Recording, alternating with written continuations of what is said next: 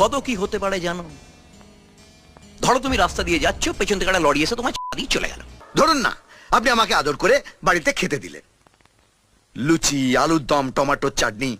আমি লুচি আলুর দমটা খেলাম, কিন্তু টমেটোর চাটনিটা খেলাম না।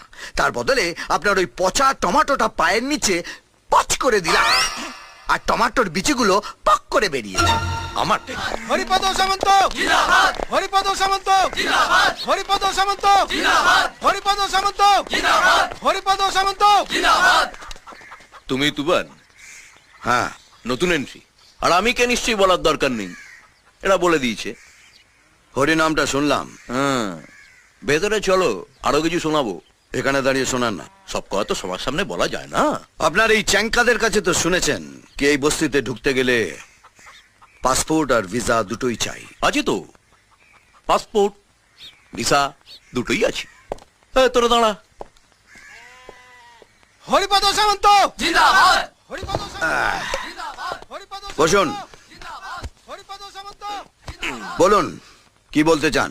আমার জয়বাবু অবিনাশ মুখার্জি, বিরাট ক্ষমতা, হেভি পাওয়ার, পায়খানে তো হাত ঢিল্লিতে। যতদিন না তোমার উপর জয়বাবু স্ট্যাম্পটা পড়ছে, ততদিন পুলিশ তোমার পেছনে দৌড়বে, পার্টি ছেলেরা তোমার পেছনে দৌড়বে। না খাওয়া সময় পাবে না রে ভাই, দিন রাত দৌড়ে মরতে হবে। বড় বড় হেক্কার না হলে সব হয় না। বিরাট ঠেক্কার। কত কি হতে পারে জানো?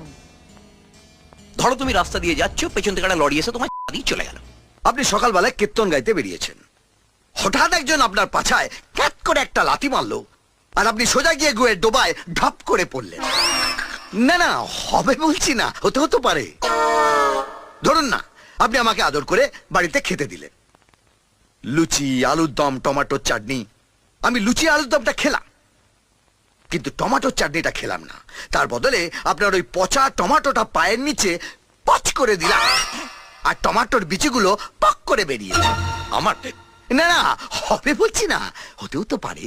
আচ্ছা, কি বলতে চান কি আপনি?